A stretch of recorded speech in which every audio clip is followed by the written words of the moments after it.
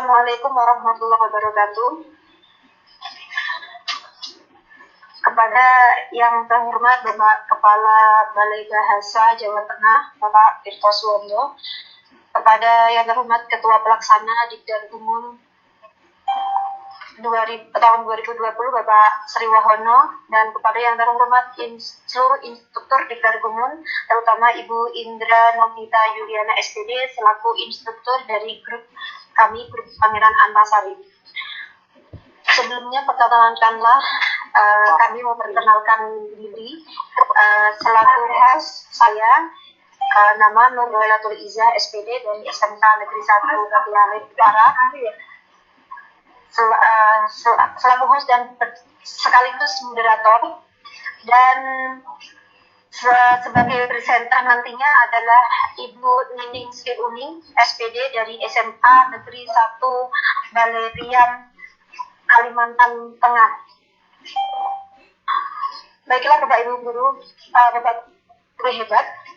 Pertama-tama marilah kita panjatkan puji syukur kita kepada Allah Subhanahu wa Ta'ala yang telah melimpahkan rahmat-Nya sehingga pada pagi hari ini kita bisa melaksanakan video conference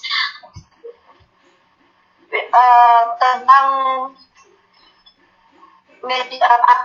penerapan media aplikasi pembelajaran dengan menggunakan media aplikasi media pembelajaran SAC, yaitu dengan mata pelajaran ekonomi yang akan disampaikan oleh Ibu Nining Sri Uning SPD dengan sehat walafiat. Dan tak lupa sholawat dan salam kita panjatkan kepada Nabi besar Nabi Muhammad SAW yang selalu kita nantikan syafaatnya di hari akhir nanti. Marilah Bapak Ibu Guru hebat, kita buka video conference pada pagi hari ini dengan bacaan basmalah bagi Bapak Guru yang beragama Islam, dan untuk Bapak Ibu Guru dengan kepercayaan lain kami mohon untuk menyesuaikan. Mari saya hantarkan. Bismillahirrahmanirrahim. Baik, kita mulai saja video. Sebelum kita mulai, saya akan menyampaikan atau membacakan kurikulum kita dari Ibu Nining Sri Uning, ya. Nama lengkap Nining Sri Uning SPD dari instansi SMA Negeri 1 Baleriam, alamat instansi Jalan Pangeran Antasari nomor 1 Baleriam, Kabupaten Sumbawa, Provinsi Kalimantan Tengah. Pendidikan S1 jurusan Pendidikan Ekonomi dari Universitas Palangkaraya. Oke, silakan Ibu Nining untuk menampilkan home-nya. Baik, terima kasih Bu Iza, terima kasih. Dan kesempatan monggo Bu, langsung saja berdiri. Monggo. Yes. Assalamualaikum warahmatullahi wabarakatuh dan selamat pagi. Yang saya hormati Kepala Balai Bahasa Jawa Tengah Bapak Tirto Suwondo, Founder Guru Mengajar untuk Nusantara Bapak Sri Wahono, Instruktur Dikdan Umum Grup 5 Pangeran Antasari yang sangat kami sayangi, ya, Ibu Indra Novita Yuliana yang selalu membimbing kami dan mengarahkan kami, dan seluruh instruktur Dikdan Umum, serta Bapak Ibu Guru hebat yang telah berkenan hadir dalam kegiatan Vikon pada pagi hari ini. Salam kenal dan salam hormat dari saya, Nining Sri Uning. Judul materi yang akan saya sampaikan pada kesempatan kali ini adalah kebutuhan manusia. Seperti yang saya tulis dalam narasi saya sebelumnya, kebutuhan versus keinginan. Bedanya apa sih?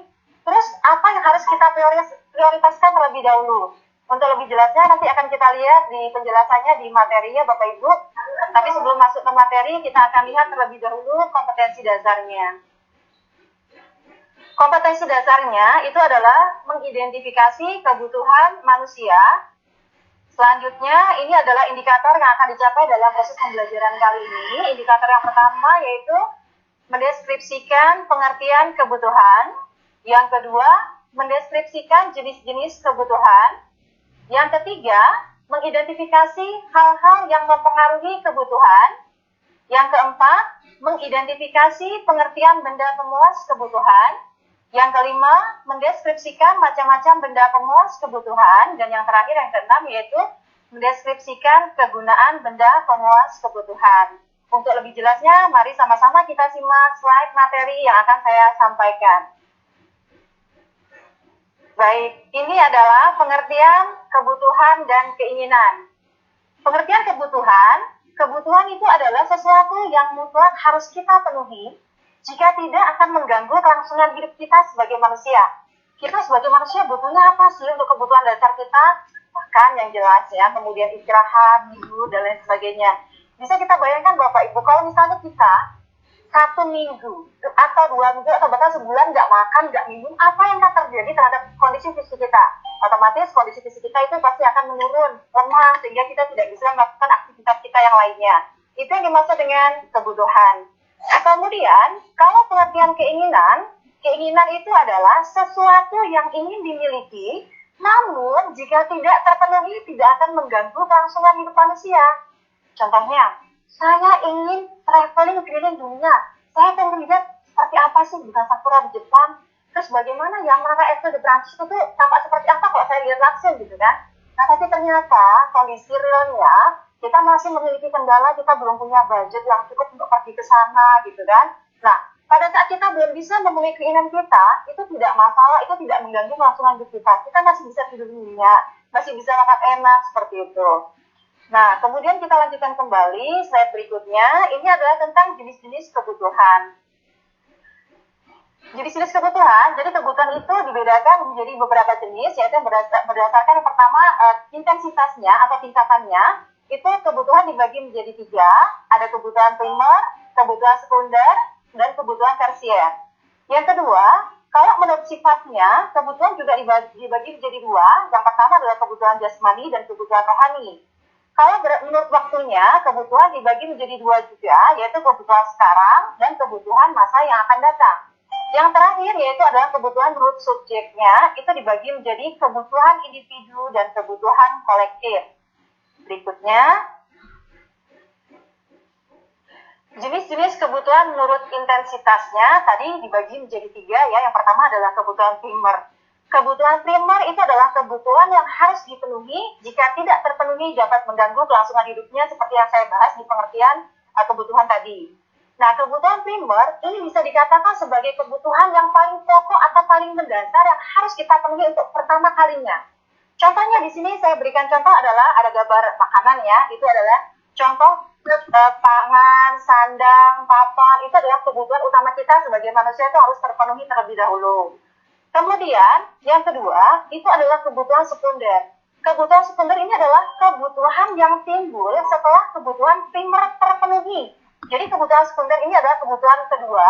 Ketika kebutuhan primer kita sudah terpenuhi, kita akan lanjut ke kebutuhan yang kedua, yaitu kebutuhan sekunder. Kita sudah cukup makan, kita sudah cukup istirahat, kita juga sudah punya pakaian, sudah punya tempat tinggal. Tapi kita akan memiliki kebutuhan selanjutnya lagi, kebutuhan berikutnya. Misalnya di sini saya berikan telepon, contohnya ya, angkutan umum, atau contoh yang lainnya adalah misalnya kita di rumah, wah kok suasananya gerah sekali ya, panas ya, kayaknya saya butuh kipas angin deh. Atau kalau punya budget lebih mungkin bisa beli AC seperti itu ya. Kemudian yang ketiga, ini adalah kebutuhan tersier. Kebutuhan tersier ini adalah kebutuhan akan barang-barang mewah. Di sini saya berikan contoh, yang pertama adalah mobil mewah, kapal pesiar, seperti itu ya, itu adalah termasuk barang-barang mewah. Jadi kalau misalnya tingkat finansial seseorang itu semakin high gitu ya, atau semakin tinggi levelnya, maka sebutan barang mewahnya itu akan berubah juga kategorinya dengan kita yang finansialnya itu mungkin tidak selevel gitu ya. Misalnya kalau kita kondisi finansial kita hanya cukup untuk mampu beli sepeda, itu menurut kita bisa jadi itu adalah termasuk barang tersier. Jadi untuk persepsinya itu berbeda tergantung kondisi finansial seseorang. Kemudian kalau misalnya levelnya kita, kondisi finansialnya itu mampu membeli sepeda motor ya, itu juga bagi orang yang tidak mampu membeli itu termasuk barang tersier, barang mewah, karena kita nggak mampu beli motor, mampunya hanya beli sepeda, seperti itu. Baik, kita lanjutkan kembali ke slide berikutnya. Ini adalah jenis-jenis kebutuhan menurut waktunya dibagi menjadi 2. Tadi ada kebutuhan sekarang dan kebutuhan yang akan datang. Kebutuhan sekarang itu adalah kebutuhan yang harus dipenuhi sekarang juga, tidak bisa ditunda-tunda. Contohnya, obat bagi orang yang sakit. Bisa kita bayangkan nggak? Kita sakitnya itu hari ini, tapi berobatnya itu sebulan kemudian. Apa yang akan terjadi? Jadi, Kebutuhan sekarang itu adalah kebutuhan yang harus kita penuhi pada waktu itu juga. Tidak bisa ditunda-tunda. Kemudian, yang kedua, itu adalah kebutuhan yang akan datang. Kebutuhan yang pemenuhannya dapat dilakukan di masa yang akan datang, atau bisa ditunda gitu ya. Contohnya di sini saya berikan tabungan. Kenapa tabungan bisa dikategorikan sebagai kebutuhan yang akan datang? Karena kita nabungnya sekarang, tapi nanti kita bisa gunakan di keperluan kita di masa yang akan datang. Misalnya nabung dari sekarang, nanti kalau misalnya tiba-tiba keluarga kita sakit atau apa, kita bisa menggunakan uang tersebut. Atau misalnya kita nabungnya tujuannya untuk pendidikan, nanti ketika lulus SD, kita bisa ambil tabungannya untuk melanjutkan pendidikan ke jenjang yang lebih tinggi. Next, kita lanjut ke slide berikutnya. Ini adalah jenis-jenis kebutuhan menurut sifatnya, itu dibedakan menjadi dua, kebutuhan jasmani dan kebutuhan rohani. Kebutuhan jasmani itu adalah kebutuhan yang berhubungan dengan jasmani atau fisik. Contohnya, di sini saya berikan makan, ya, berolahraga, istirahat, itu adalah dalam rangka untuk memenuhi kebutuhan jasmani kita. Kalau kita lapar, berarti itu tandanya alamnya sudah berbunyi, waktunya kita untuk makan. Ketika kita merasa haus, itu berarti tandanya kita harus segera minum. Kemudian kalau misalnya, wah, kita pengen badan kita sehat nih, apalagi di tengah kondisi COVID seperti pandemi COVID ya, kita disarankan untuk stay at home, jadi biar nggak bosan, biar kita tetap sehat, kita juga harus berolahraga. Kemudian di saat mata kita udah mulai mengantuk, menguap, dan lain sebagainya gitu ya, berarti itu tandanya tubuh kita meminta istirahat, kita segera tidur ya, biar fisik kita nanti kembali sehat atau bugar. Kemudian yang berikutnya lagi ini adalah kebutuhan rohani. Itu adalah kebutuhan yang bersifat rohani berhubungan dengan jiwa manusia. Contohnya di sini saya berikan beribadah menurut agamanya masing-masing. Jadi ketika kita beribadah menurut agama kita masing-masing, biasanya kita akan merasa tenang gitu ya, seperti itu. Terus bersosialisasi. Kita sebagai manusia itu adalah makhluk sosial. Kita harus membutuhkan orang lain kan, jadi kita harus bersosialisasi dengan orang lain. Kenapa? Karena kita tidak bisa hidup sendiri. Kita akan selalu membutuhkan bantuan dari orang lain. Kemudian, rekreasi dan hiburan itu juga dalam rangka memenuhi kebutuhan rohani kita. Misalnya, hiburan. Wah, kayaknya kita boring ya, kita bosen nih, kita mau ngapain nih? Ada orang yang suka mendengarkan musik, ketika dengar lagu favoritnya, merasa relax, tenang, enjoy, gitu kan. Terus ada juga, wah, kayaknya kita udah bosen nih, stay at home, udah new normal nih, berarti saatnya kita pergi rekreasi yuk, gitu. Mungkin bisa pergi ke taman safari, dan lain sebagainya, seperti itu. Next, kita lanjutkan ke slide berikutnya. Ini adalah jenis-jenis kebutuhan menurut subjeknya dibedakan menjadi dua, kebutuhan individu dan kebutuhan kolektif. Kebutuhan individu itu adalah kebutuhan perseorangan atau individu. Di sini saya berikan contoh, kebutuhan akan alat bantu dengar, kacamata, dan kursi roda. Jadi kebutuhan individu itu berbeda antara orang yang satu dengan orang yang lain. Kebutuhan akan alat bantu dengar misalnya untuk kita yang pendengarannya mungkin normal baik-baik saja gitu ya, kita nggak butuh alat bantu dengar. Tapi buat saudara-saudara kita atau teman kita yang terganggu gitu ya, pendengarannya mungkin bisa menggunakan ini. Kemudian kacamata untuk orang yang matanya masih normal, melihat tanpa kacamata masih bisa membaca dengan jelas, dia nggak perlu kacamata. Tapi kalau misalnya matanya mungkin sudah ada gangguan minus, plus dan sebagainya, berarti dia butuh kacamata. Begitupun dengan kursi roda yang masih bisa berjalan lancar dengan kakinya saja, nggak perlu kursi roda. Tapi ketika mungkin kakinya ada sakit dan lain sebagainya, nggak bisa berjalan sendiri, dia membutuhkan kursi roda. Yang berikutnya ini adalah kebutuhan kolektif ya, itu adalah kebutuhan bersama dalam suatu masyarakat dan dimanfaatkan untuk kepentingan bersama-sama. Jadi ini sifatnya keperluan yang kita ini ya secara bersama-sama yang harus kita penuhi dan kita penuhi secara bersama-sama. Nah, di sini saya berikan contohnya itu adalah kebutuhan akan jalan raya. Jalan raya itu termasuk kebutuhan kolektif karena nggak ada itu jalan raya yang akan kita lewati sendiri, pasti akan dilewati oleh banyak orang dan bisa kita gunakan sama-sama. Yang berikutnya lagi saya berikan contoh rumah sakit ya, kemudian sekolah. Itu adalah contoh kebutuhan kolektif. Bisa juga jembatan, penyeberangan, dan lain sebagainya. Kemudian kita lanjut lagi ke slide berikutnya. Ini adalah faktor-faktor yang mempengaruhi kebutuhan manusia. Jadi faktor-faktor yang mempengaruhi kebutuhan manusia itu ada 4. Yang pertama adalah faktor keadaan alam. Yang kedua, faktor budaya dan adat istiadat. Yang ketiga, faktor agama atau kepercayaan. Dan yang keempat adalah faktor peradaban. Kita lihat satu persatu di slide berikutnya, ini akan kita kupas tuntas tentang faktor-faktor tersebut. Oke, yang pertama ini adalah faktor keadaan alam. Keadaan alam itu mengakibatkan perbedaan dalam memenuhi kebutuhan manusia. Orang yang tinggal di daerah kutub membutuhkan pakaian tebal untuk menahan dingin, seperti yang saya tampilkan di gambar itu ya. Kenapa? Kalau kita tinggal di kutub pakainya tipis, ntar nggak bisa menahan dingin gitu ya. Kemudian, lain halnya dengan orang yang tinggal di daerah tropis. Cukup memakai pakaian yang tipis saja. Kenapa? Karena kan di daerah tropis iklimnya itu kan panas, gerah. Kalau kita pakai pakaian tebal seperti orang yang tinggal di kutub, kita bakal kegerahan. Kemudian, yang kedua, ini adalah faktor budaya dan adat istiadat. Adat atau tradisi yang berlaku di masyarakat sangat mempengaruhi kebutuhan hidup masyarakat.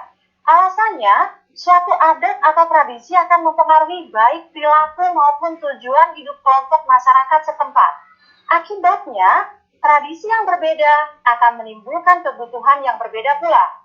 Misalnya, upacara perkawinan, pelaksanaan antar daerah akan berbeda-beda. Ini saya tampilkan contohnya di gambar ini, di slide ini ya. Yang di sebelah kiri ini adalah pakaian adat untuk pernikahan adat Minang. Yang di sebelah kanannya ini juga contoh yang berbeda ya, saya berikan. Ini adalah pakaian adat pernikahan untuk adat Jawa. Jadi dari segi pakaian yang digunakan berbeda, kemudian prosesinya pasti juga akan berbeda. Next, kita lanjut slide berikutnya. Faktor yang ketiga adalah faktor agama atau kepercayaan. Ajaran agama yang berbeda dapat mengakibatkan kebutuhan yang berbeda pula. Misalnya, penganut agama Islam saat ibadah memerlukan peralatan sholat, seperti mukena, sajadah. Nah, sedangkan agama Hindu memerlukan peralatan dupa dan bunga. Begitupun dengan agama-agama yang lainnya ya. Kemudian, yang berikutnya, seperti yang saya tanyakan di slide ini, yang di sebelahnya ya, ada gambarnya. Kemudian yang keempat, itu adalah faktor peradaban. Semakin tinggi peradaban suatu masyarakat, makin banyak kebutuhan dan makin tinggi pula kualitas atau mutu badan yang dibutuhkan. Pada zaman purba, kebutuhan manusia masih sedikit. Namun, seiring berkembangnya peradaban, kebutuhan manusia itu juga semakin banyak. Jadi kalau pada zaman purba dulu, mungkin orang-orangnya hanya perlu untuk alat berburu saja, itu sudah cukup untuk memenuhi kebutuhan hidupnya. Akan tetapi, di zaman sekarang, karena semakin berkembang terus dengan pesatnya teknologi itu, kebutuhan manusia itu juga semakin meningkat, semakin bertambah banyak, kualitasnya itu juga akan semakin bertambah juga.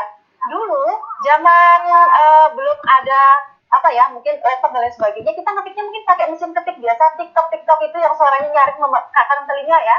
Kemudian kalau kita ngetik itu mungkin jari-jari kuku kita bisa sampai biru-biru. Nah, sekarang sudah canggih. Pakailah laptop, tinggal pencet saja tanpa bunyi berisik, udah jadi tulisan kita. Kemudian untuk teknologi telepon juga dulu kita menggunakan telepon yang yang cuma layarnya itu warna biru itu aja, terus kalau bunyinya cuma tulis begitu aja ya.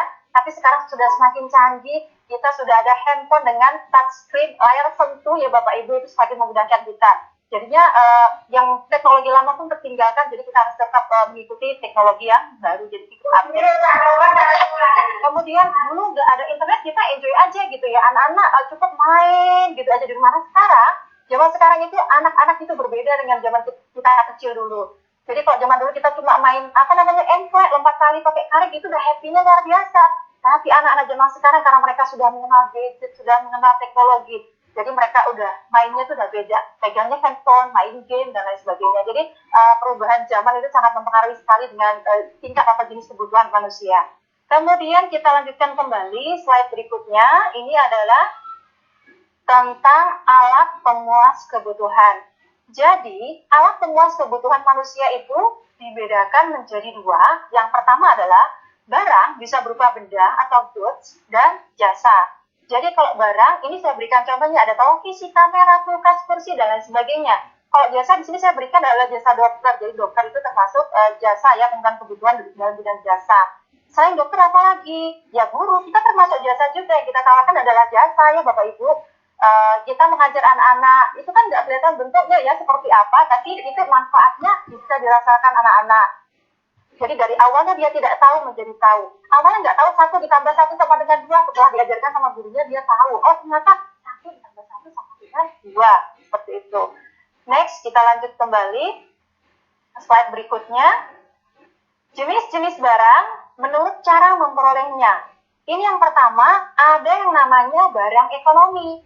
Barang ekonomi itu adalah barang pemuas kebutuhan yang untuk memperolehnya memerlukan sejumlah pengorbanan tertentu yang biasanya itu berupa uang. Saya berikan contoh, makanan, pakaian, perhiasan, ya. Ini semuanya kok kita ingin mendapatkan ini semuanya, biasanya kita mengeluarkan sebuah pengorbanan berupa uang. Kita ingin membeli pakaian merek terbaru ini, wah kayaknya ini keren sekali modelnya, trendy sekali gitu ya, saya pengen punya itu. Wah, mau nggak mau kita siapkan budget untuk membelinya. Kemudian perhiasan juga, cantik sekali ya perhiasannya, pengen dong punya itu. Ya kita harus melakukan sebuah pengorbanan, yaitu kita membelinya menggunakan uang. Makanan juga begitu, wah kok itu aromanya kayak sedap sekali ya gitu ya, KFC gitu ya, kita lewat, wah pengen dong beli. Nggak mungkin ya kita datang-datang minta gratis, pasti kita biasanya akan membeli menggunakan uang. Jadi itu yang disebut dengan barang ekonomi. Masih banyak sekali contoh-contohnya untuk barang-barang ekonomi ya, kapan yang kita gunakan. Kemudian apalagi piring yang kita gunakan kan kita nggak bisa bikin sendiri ya, itu juga salah satu jenis barang ekonomi. Kemudian yang kedua adalah barang bebas. Barang bebas itu adalah barang pemuas kebutuhan yang tersedia hampir tidak terbatas, sehingga untuk memperolehnya kita tidak membutuhkan pengorbanan dan dapat mengambilnya begitu saja di alam. Saya berikan contoh, udara untuk bernafas. Kita bisa menghirup udara sepuas-puasnya. Sampai masuk angin, nggak ada yang larang, itu gratis ya. Nah, kemudian pasir di padang pasir. Mau diambil satu gram dan seterusnya itu kan nggak masalah, nggak ada larangan juga ya. Kemudian es di kutub, itu mau diambil sebanyak apapun, ya boleh lah ya, itu namanya juga kan barang bebas. Nah, perlu saya tekankan di sini, ada kalanya barang bebas itu bisa berubah menjadi barang ekonomi. Saya berikan contoh, tadi kan kita bisa menghirup udara sepuas-puasnya gitu ya, tapi ketika kita sakit, di rumah sakit, ketika kita terganggu gitu ya, pernafasannya kan kita akan memerlukan bantuan tabung oksigen. Nah, itu kan kita beli oksigennya, jadi oksigen itu tadi, dia berubah menjadi barang ekonomi. Jadi yang tadi kita gratis gitu ya, bisa menghirup udara dengan bebas. Ketika dia sudah dirubah kemasannya menjadi tabung oksigen, itu akan berubah menjadi barang ekonomi. Kemudian air yang mengalir di sungai, itu juga kan kita bebas ya bisa ambil sebanyak-banyaknya. Akan tetapi ketika air itu sudah berubah kemasannya, dimasukin ke dalam botol kemasan, dijual, ya contohnya kayak aqua, mineral dan lain sebagainya, itu air mineral itu tadi juga sudah berubah menjadi barang ekonomi. Berikutnya kita lanjutkan kembali. Jenis-jenis barang menurut kegunaannya. Yang pertama ada barang konsumsi dan juga barang produksi. Barang konsumsi itu adalah barang siap pakai karena manfaatnya langsung dapat diambil. Saya berikan contoh, makanan, minuman, pakaian. Itu contohnya adalah barang konsumsi. Misalnya kita beli donat satu kotak, kemudian kita makan semua. Itu berarti adalah barang konsumsi, karena setelah kita gunakan langsung habis ya, bisa kita gunakan barangnya seperti itu. Kemudian yang berikutnya lagi, minuman, kita beli satu cup gitu ya, teh atau mungkin jus alpukat gitu ya, kita beli, kita minum habis. Nah, jadi itu disebut dengan barang konsumsi, jadi karena bisa langsung kita gunakan atau kita konsumsi sampai habis. Pakaian pun demikian, kenapa dikatakan barang konsumsi? Karena pakaian itu juga kan ada masanya. Ada masanya ya, mungkin kita pakai 1 kali, 2 kali, mungkin kita bosan kita ganti, atau ketika bajunya robek gitu nggak bisa dijahit lagi, nah berarti kan udah nggak bisa kita pakai lagi ya. Jadi itu adalah salah satu contoh barang-barang konsumsi. Yang berikutnya itu adalah barang produksi. Barang produksi itu adalah jenis barang yang berguna untuk menghasilkan barang lainnya. Nah, barang produksi itu adalah istilah lain dari barang modal. Contohnya mesin jahit, ya, untuk kita menjahit, mungkin kita mau buat pakaian, kebaya dan lain sebagainya. Kemudian cangkul itu termasuk barang produksi. Kenapa cangkul dikatakan sebagai barang produksi? Karena cangkul digunakan oleh petani untuk mengolah lahannya, kemudian untuk menanam bibit-bibit yang mau ditanam, kemudian nanti kan menghasilkan ya sayuran kangkung dan lain sebagainya yang bisa dipanen dan dijual dan menghasilkan uang. Kemudian stetoskop ini juga termasuk contoh barang produksi. Kenapa? Stetoskop bisa berguna untuk Bapak dokter memeriksa pasiennya. Tanpa stetoskop mungkin Bapak dokter nggak bisa nanti melihat masa ini sakit apa, di mana sakitnya gitu kan ya. Seperti itu. Next, kita lanjut ke slide berikutnya. Ini adalah jenis-jenis barang menurut proses produksinya. Ada barang mentah atau bahan baku, ya, kemudian barang setengah jadi dan barang jadi. Barang mentah itu adalah bahan dasar untuk membuat barang lain. Jadi barang ini sama sekali belum mengalami proses pengolahan, masih ori, ya, masih asli. Misalnya kapas, ya, kayu dan juga hasil tambang. Yang kedua, itu adalah barang setengah jadi. Barang setengah jadi itu adalah barang yang telah melalui proses pengolahan tapi belum dapat digunakan untuk memenuhi kebutuhan karena belum menjadi produk akhir, masih setengah jadi. Contohnya kain, ya, untuk membuat pakaian, besi untuk membuat pisau, dan terigu untuk membuat kue. Itu adalah barang setengah jadi. Kemudian yang terakhir itu adalah barang jadi. Barang jadi ini merupakan produk akhir yang telah melalui proses pengolahan dari bahan baku menjadi bahan ya setengah jadi sampai menjadi barang siap pakai untuk memenuhi kebutuhan manusia. Di sini saya berikan contoh, di sini ada kursi, meja, ini sudah siap kita gunakan, ya, biar bisa kita pakai untuk duduk dan sebagainya. Kemudian kita lanjutkan kembali ke slide berikutnya. Ini adalah jenis-jenis barang menurut hubungannya dengan barang lain. Ada dua dibedakan, ada barang substitusi dan juga barang komplementer. Barang substitusi itu adalah barang pemuas kebutuhan yang fungsinya dapat menggantikan barang lain atau dapat saling menggantikan. Contohnya, gas dapat menggantikan minyak tanah sebagai bahan bakar. Kemudian, nasi jagung bisa menggantikan nasi beras, ya, beras putih seperti biasa, dan lain sebagainya. Kemudian, yang berikutnya, ini adalah barang komplementer. Barang komplementer ini adalah barang pemuas kebutuhan yang akan bermanfaat apabila dipakai bersama-sama dengan benda lain. Jadi, beriringan, bersama-sama, tidak bisa ditinggal salah satunya. Contohnya, mobil dengan bensin, ada mobil dari bensin nggak bisa jalan dong. Kemudian jarum dengan benang, ada jarumnya saja, benangnya nggak ada, nggak bisa dipakai. Ada benangnya tapi nggak ada jarumnya, ya sama aja bohong, tetap nggak bisa dipakai. Jadi barang komplementer ini fungsinya adalah saling melengkapi gitu. Jadi kalau nggak ada satunya nggak bisa dipakai. Kemudian kita lanjutkan ke slide berikutnya. Ini adalah barang menurut kegunaannya dibedakan menjadi beberapa, ya. Yang pertama adalah kegunaan bahan dasar atau elementary utility. Artinya suatu barang dirasakan kegunaannya karena memiliki bahan dasar tertentu. Misalnya di sebelah sini saya berikan contoh gambarnya, ada pasir kuarsa. Ini berguna karena mengandung bahan dasar untuk pembuatan kaca. Yang kedua, kegunaan bentuk atau form utility. Artinya, peningkatan nilai guna suatu barang terjadi karena perubahan bentuknya. Di sini juga saya tampilkan gambar, ada batangan kayu, ya, di sebelahnya, kemudian ada meja kursi yang sudah jadi di sebelahnya. Jadi misalnya kegunaan sebatang kayu akan meningkat setelah diubah bentuknya menjadi kursi. Ya, seperti itu. Atau misalnya, jadi kayu ini kalau nggak diubah bentuknya, dia seperti itu aja, nggak bisa digunakan untuk yang lain-lain gitu, ya. Tapi ketika dia sudah berubah bentuk, dia jadi meja, dia jadi kursi gitu, ya. Kemudian dirubah lagi menjadi lemari dan lain sebagainya, itu bisa kita manfaatkan untuk hal-hal yang lain, ya. Jadi itu adalah contoh kegunaan bentuk. Kita lanjutkan kembali slide berikutnya. Ini adalah kegunaan waktu atau time utility. Artinya, peningkatan nilai guna suatu barang terjadi jika digunakan pada waktu yang tepat. Misalnya, jas hujan berguna pada saat musim hujan. Jadi kalau misalnya kita hujan, kita kan pasti akan butuh jas hujan tuh. Tapi ketika musim kemarau, kita nggak perlu jas hujan karena sudah panas dan nggak hujan, ya, seperti itu. Jadi itu adalah kegunaan waktu atau time utility. Di sini dibedakan lagi menjadi dua. Yang pertama adalah kegunaan tempat atau place utility. Artinya, peningkatan nilai guna suatu barang terjadi jika berada pada tempat yang tepat. Misalnya, perahu berguna ketika berada di lautan. Jadi kalau misalnya perahu itu ada di gunung, ya nggak ada gunanya, ya. Mau kita dayung di mana itu perahunya? Mau didayung di lautan pasir kan nggak mungkin, ya, nanti nggak jalan gitu. Kemudian yang kedua, itu adalah kegunaan kepemilikan atau ownership utility.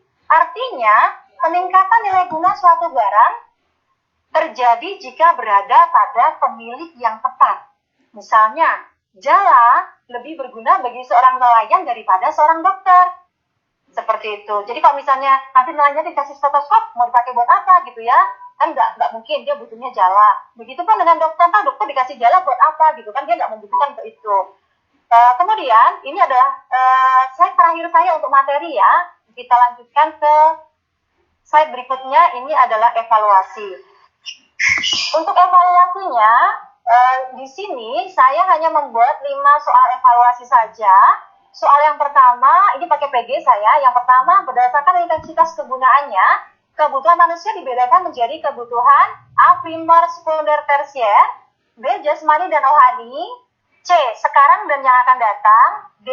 individu dan kolektif, E. jangka panjang dan pendek. Jadi kita coba jawab ya. Yang pertama ini jawabannya, kita coba jawaban benar ya. Jadi kalau misalnya benar itu dapat poin 20 dan otomatis langsung berpindah ke slide soal berikutnya.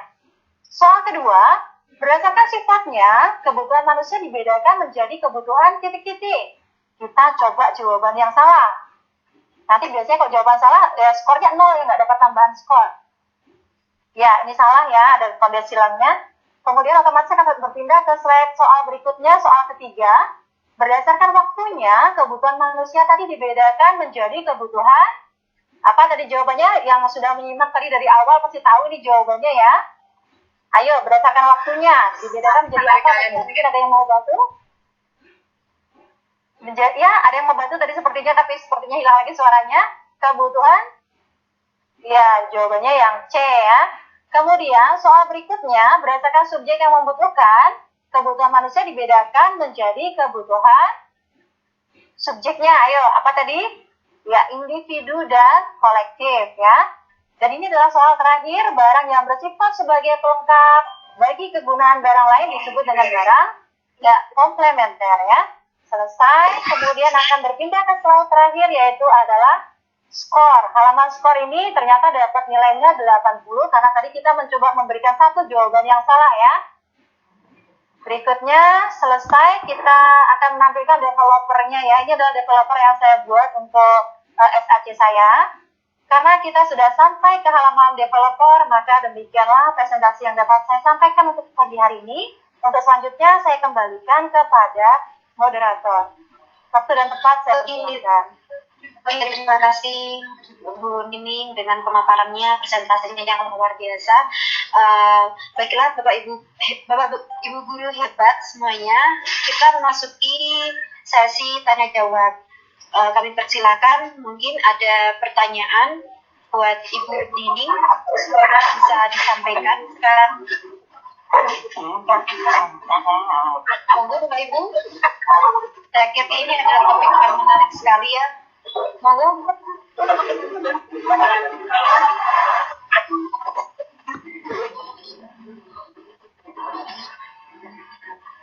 Oke, untuk sambil menunggu pertanyaan dari Bapak Ibu guru yang lain, Bu Nining, saya mau tanya ya, ini kalau menurut Bu Nining, bagaimana bagaimana kebutuhan jenis kebutuhan itu bisa mempengaruhi roda perekonomian kita, Ibu? Ya, itu saja pertanyaannya, Bu Iza. Ya, itu dulu sambil menunggu yang lain, Ibu. Ya. Iya, terima kasih atas pertanyaan, Bu Iza. Jadi, jenis-jenis kebutuhan itu sangat mempengaruhi roda perekonomian. Jadi, kita sebagai manusia tadi itu kan memiliki berbagai macam jenis kebutuhan. Kalau kebutuhan tadi tidak terpenuhi, maka akan terjadi segala macamnya ya, segala macam pasangan hidup kita atau aktivitas kita dan sebagainya. Nah, untuk memenuhi kebutuhan hidup kita memerlukan berbagai macam benda pemuas kebutuhan tadi, seperti sudah saya jabarkan. Nah, benda pemuas kebutuhan atau barang-barang pemuas kebutuhan itu tadi, yang menyediakan siapa? Yang menyediakan adalah produsen. Karena kan kita tadi posisinya konsumen, kita hanya mengkonsumsi saja kan? Jadi yang menyediakan barang pemuas kebutuhan tadi itu adalah produsen. Produsen memproduksi berbagai macam barang pemuas kebutuhan konsumennya. Contohnya, kebutuhan sehari-hari kita saja. Kita kalau mandi, butuhnya apa? Sampo, biar rambutnya wangi. Sabun mandi, biar kitanya juga wangi gitu kan. Pasta gigi, biar kalau nafas kita harum kalau kita berbicara dengan orang lain. Nah, produsen memproduksi semua benda tersebut ya, kemudian tujuannya apa? Biar konsumennya bisa memenuhi kebutuhan hidupnya atau ingin memenuhi kebutuhan konsumsinya gitu ya. Kemudian karena produsen sudah bersusah payah memproduksi barang-barang kebutuhan itu tadi, otomatis dia kan memproduksinya pakai modal. Terus ketika dipasarkan tujuannya apa sih? Tidak ada produsen yang tidak punya tujuan lain. Tujuannya satu, untuk mendapatkan keuntungan atau profit. Nah, jadi keuntungan itu nanti digunakan untuk mengembalikan modalnya, kemudian untuk untuk bisa mengembangkan kembali cabang produksinya yang lain-lain seperti itu. Nah, kemudian antara produsen, konsumen, itu mereka saling memiliki hubungan simbiosis mutualisme, saling melengkapi satu sama lain. Jadi misalnya yang pertama saya berikan contoh lagi, dengan adanya kegiatan jual beli itu tadi, otomatis akan terjadinya roda atau perputaran ekonomi ya. Jadi yang satu bisa terpenuhi kebutuhannya, kemudian produsennya juga mendapatkan keuntungan dan lain sebagainya. Nah, perlu saya sampaikan, di dalam pelaku ekonomi atau di dalam pelaku kegiatan ekonomi itu ada beberapa pelaku ya, Bu. Yang pertama ada konsumen, itu adalah kita-kita ya, yang mengkonsumsi barang dan sebagainya. Yang kedua ada produsen yang memproduksi barang. Kemudian yang ketiga itu ada pemerintah, ya ada pemerintah di posisi ketiga. Jadi pemerintah yang menjembatani, misalnya dia mengatur pajaknya dan lain sebagainya. Kemudian memfasilitasi berbagai macam, mungkin ketika perusahaan mendirikan pabrik, dia minta izin dulu sama pemerintah kan. Kemudian yang keempat itu adalah masyarakat luar negeri. Kenapa ya masyarakat luar negeri juga kok dilibatkan di dalamnya? Kenapa? Karena kita ada yang namanya kegiatan perdagangan internasional. Kita negara ini nggak bisa memenuhi kebutuhan kita sendiri. Kita bergantung atau juga saling bergantung antara negara yang satu dengan yang lain, bekerja sama menjalin perdagangan internasional untuk memenuhi, misalnya kita Indonesia belum mampu nih bikin misalnya kayak laptop sendiri gitu ya, atau mungkin belum bisa bikin kulkas sendiri. Nah, kita biasanya mengimpor dari negara lain, kemudian nanti negara lain juga seperti itu.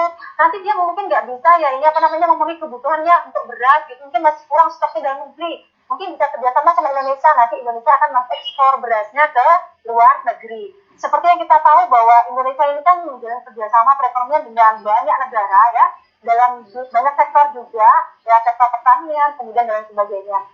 Nah, jadi seperti itu. Jadi roda jenis kebutuhan tadi bisa mempengaruhi roda perekonomian karena jalurnya alurnya seperti itu. Saling melengkapi, saling simbiosis mutualisme. Kemudian kalau satu pelaku ekonomi saja tidak ada, maka roda perekonomian tidak bisa berjalan. Otomatis nanti pertumbuhan ekonomi negara kita nanti juga tidak akan bergerak, tetap di situ-situ aja gitu. Bagaimana Bu? Apakah bisa dipahami? Oh iya, sangat bisa dipahami Bu Nining, terima kasih. Berikutnya ada pertanyaan lagi Bu dari Ibu Nurul Masyatul Masito. Oh ini ada yang mau langsung monggo. Ya. Sebenarnya yang kita sudah cukup banyak sekali, cuma ini adalah kelanjutannya. Kita tidak hanya mengetahui kebutuhan manusia, mestinya kita memberikan kepada siswa adalah aplikasi bagaimana cara untuk memenuhi kebutuhan manusia itu. Nah, pertanyaan saya adalah bagaimana cara agar kita bisa memenuhi semua kebutuhan manusia itu, faktor apa dan apa yang harus kita lakukan. Itu saja. Sekian. Assalamualaikum. Ya, monggo Ibu Nining, sudah jelas ya pertanyaannya? Iya betul. Terima kasih Bu Nurul atas pertanyaan yang luar biasa menarik. Jadi kalau gimana bisa? Oke, monggo Bu. Tadi sepertinya bukan Bu Nurul tadi pertanyaannya lewat chat, tapi nggak apa-apa. Ini tadi langsung aja ditanggapi aja Ibu. Monggo Bu. Iya. Terima kasih Ibu atas pertanyaan yang luar biasa sekali. Jadi karena materi kebutuhan manusia ini letaknya di awal semester di kelas 10 ya. Jadi karena ini materinya sebenarnya berjenjang ya sampai kelas 11, 12 gitu. Jadi kalau di ekonomi itu ada materi yang khusus membahas tentang kewirausahaan ya. Jadi di situ nanti murid akan kita ajarkan bagaimana caranya kita berwirausaha, membuat usaha. Gak usah yang gede-gede, yang kecil-kecil aja saja dulu. Jadi kalau misalnya di kelas saya pernah mengajarkan, anak-anak kita mau praktek nih, kita mau praktek jual beli, kemudian kita juga mau praktek bagaimana caranya menjadi seorang wirausahawan gitu ya. Jadi anak-anak itu saya ajarkan, ayo kalian mau bikin produk apa nih yang kalian bisa. Bisa di rumahnya punya singkong banyak, punya pisang banyak gitu kan. Nah, kalian bisa bikin keripik pisang, bisa bikin keripik singkong, dan kalau misalnya ada yang anak-anak bisa bikin kue, kan anak-anak zaman sekarang tuh canggih ya, bisa bikin kue ini dan itu gitu. Jadi mereka saya suruh untuk membuat berbagai macam produk yang mereka bisa buat, bisa bikin keripik tempe, ya bikinlah keripik tempe, mau bikin ini juga seperti itu ya. Jadi mereka itu saya beri kesempatan untuk membuat berbagai macam produk yang mereka bisa, kemudian nanti kami coba pasarkan di sekolah. Jadi kadang-kadang kami itu membuat bazar ya Bu ya, di bulan apa gitu ya, di waktu kapan. Nanti biasanya kami akan bekerja sama dengan guru-guru yang lain, misalnya guru prakarya dan lain sebagainya. Jadi kami itu mengadakan bazar bersama gitu, satu sekolah kita bikin bazar, dan di situ kita tawarkan berbagai macam produk yang sudah kita buat. Ada yang bisa bikin jamu anak-anaknya, produk jamu yang dia buat seperti itu. Jadi selain kami membuat pelajaran memberitahukan berbagai macam jenis kebutuhan, nanti pada akhirnya di materi-materi berikutnya kami juga akan menyelipkan kegiatan kewirausahaan atau belajar berwirausaha gitu ya. Bagaimana caranya memenuhi kebutuhan kita, bagaimana kita belajar menjadi seorang usahawan gitu ya, meskipun itu hanya produknya kecil-kecilan dulu yang kita pasarkan gitu. Dan selama ini sudah berjalan beberapa beberapa tahun lah pokoknya sudah kami laksanakan itu kegiatan biasa, dan biasanya memang berjalan sukses gitu. Anak-anak tuh antusiasme luar biasa. Jadi mereka semangat gitu karena mereka merasa jadi payahnya gitu kan, akhirnya terbayarkan ketika produk mereka itu terjual habis. Seperti itu Ibu. Apakah bisa diterima? Oke. Sudah ya.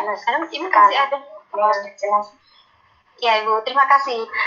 Bu Nining, saya mau membacakan pertanyaan dari kolom tadi dari Ibu Penurun Masito.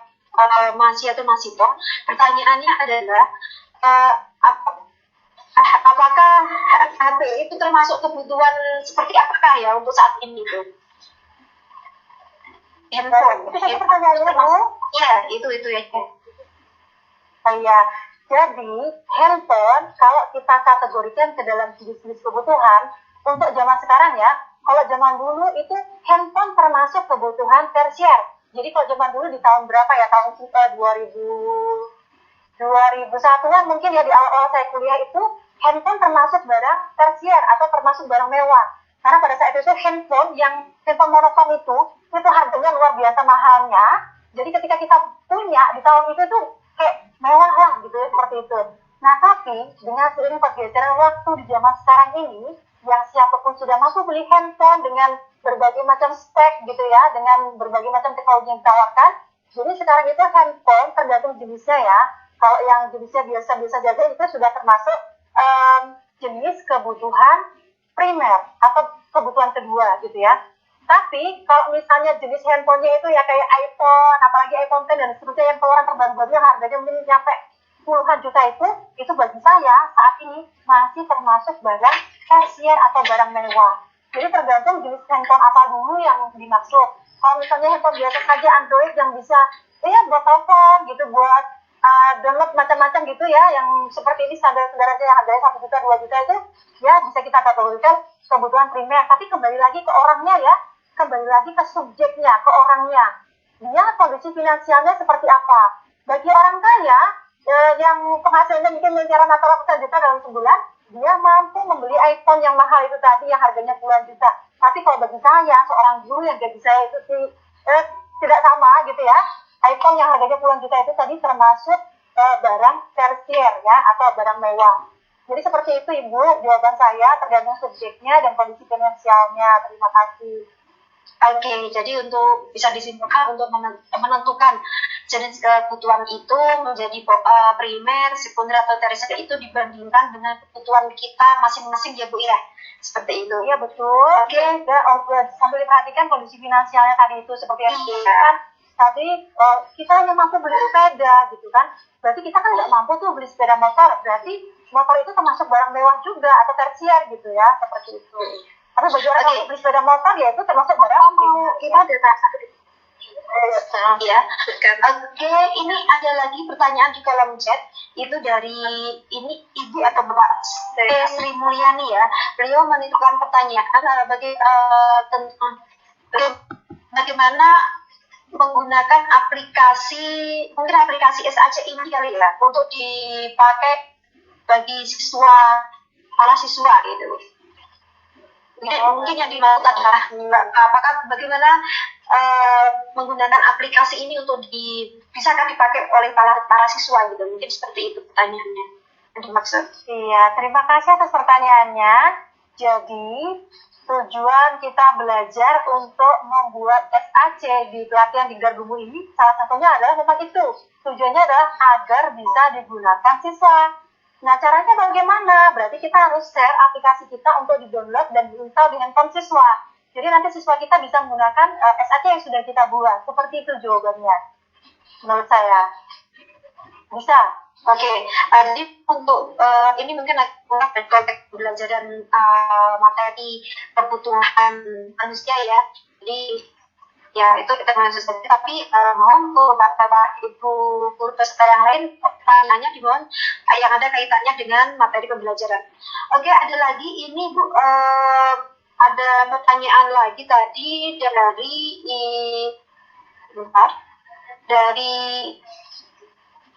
Ibu Chandra, yaitu selain HP, sekarang juga hampir semua orang memiliki mobil.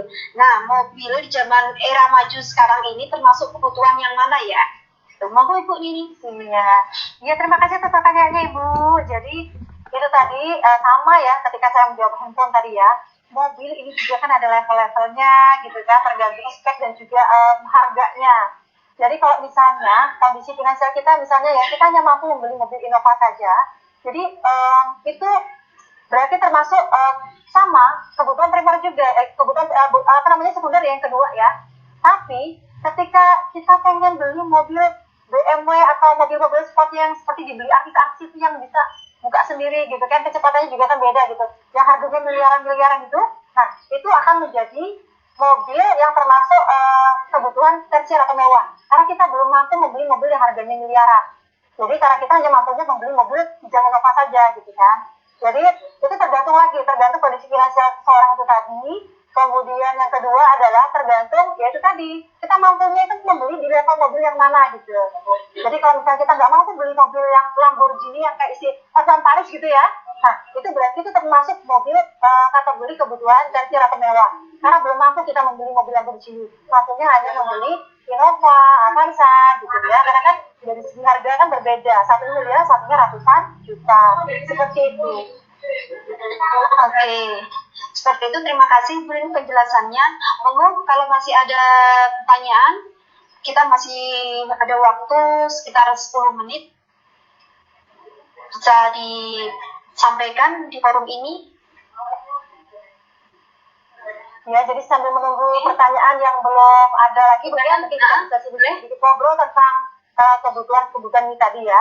Jadi kemarin saya sempat nulis di narasi saya ya, kita harus pandai-pandai menentukan atau memilih pilihan.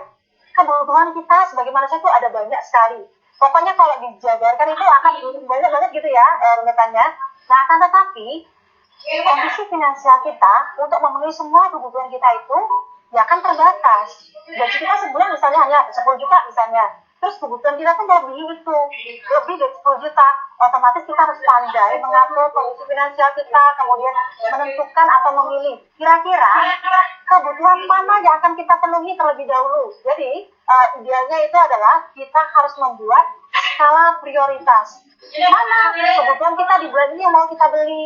Oh, sepertinya bulan ini kita nggak cukup buat beli daging sapi gitu kan? Kita kayaknya cukupnya buat beli daging ayam aja deh gitu. Berarti di bulan ini kita jangan beli dulu daging sapi. Takutnya nanti uang kita tidak cukup untuk bertahan sampai bulan berikutnya. Kalau kita hanya mengandalkan tentang gaji. Jadi saran saya kita sebagai kita hanya pandai mengatur atau memanage ya. Jadi satu langkah-langkahnya adalah agar uang kita itu cukup bertahan selama 1 bulan sampai gajian kita kembali berikutnya. Kalau kita nggak punya usaha sampingan lainnya ya, kita harus membuat skala prioritas dan menentukan kebutuhan mana yang paling utama, yang paling penting, yang harus kita dulukan untuk dipenuhi, atau kebutuhan mana yang bisa kita tunda untuk kebutuhan yang akan datang atau di bulan berikutnya. Seperti itu Ibu.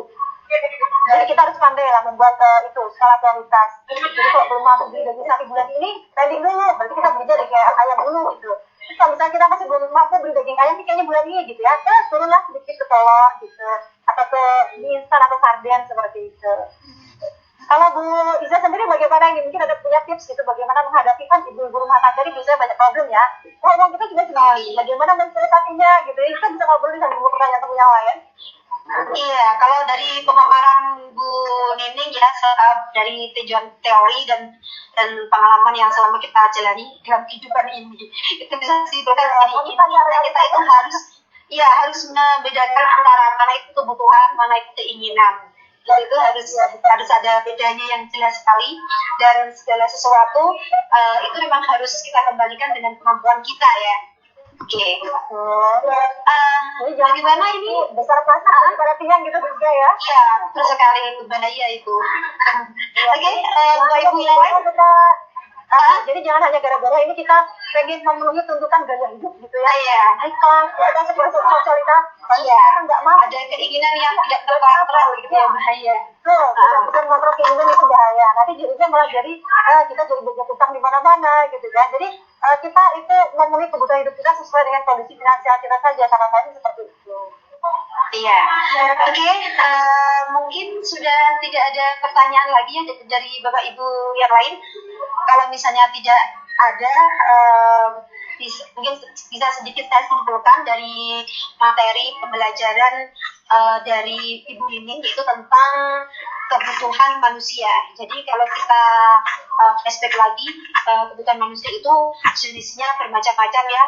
Kalau dari skala prioritas itu ada yang primer, sekunder, tersier, dan ternyata kebutuhan manusia pun itu memang mempengaruhi roda perekonomian suatu negara, karena memang kebutuhan kita tidak bisa kita penuhi secara mandiri. Tentu kita membutuhkan lain ya untuk memenuhi kebutuhan kita saling melengkapi. Nah, dengan adanya saling melengkapi itulah nanti roda ekonomi itu terbuka. Oke, dan yang paling penting tadi pesannya Bu Nining ya, kita memang harus mengendalikan keinginan kita. Jadi apapun untuk menentukan kebutuhan itu primer, sekunder atau tersier itu sebenarnya kembalikan lagi dengan kemampuan kita, kemampuan finansial kita ya. Jadi kalau memang apa itu kita mampu, kita tidak apa-apa. Kalau tidak ya jangan dipaksakan, nanti bisa jadi besar pasak kepada pihaknya tadi. Oke, seperti itu yang bisa saya simpulkan. Dan untuk waktu, terima kasih atas bergabungnya Bapak Ibu Guru dalam video conference pagi hari ini. Dan untuk menutupnya, oh ya, saya juga host ya, saya ini malam minggu tadi host jadi jadi yang moderator gitu. Saya kembalikan ke host, padahal hostnya saya sendiri gitu. Oke, seperti itu. Jadi terima kasih sekali atas partisipasinya, dan terima kasih juga buat Bu Nining atas presentasinya yang sangat hebat sekali, sangat jelas sekali. Dan Bu Iin juga yang sudah membantu saya untuk mengatur tidak ribut ini. Dan kami juga mohon maaf kalau ada kesalahan, dan semoga video conference pada kita pagi hari ini membawa manfaat. Dan kita tutup video conference pada pagi hari ini dengan bacaan alhamdulillah. Mari saya hantarkan alhamdulillahirobbilalamin. Terima kasih. Assalamualaikum warahmatullahi wabarakatuh. Waalaikumsalam warahmatullahi wabarakatuh. Terima kasih Bu Iza, terima kasih Bu Iin sudah membantu kelancaran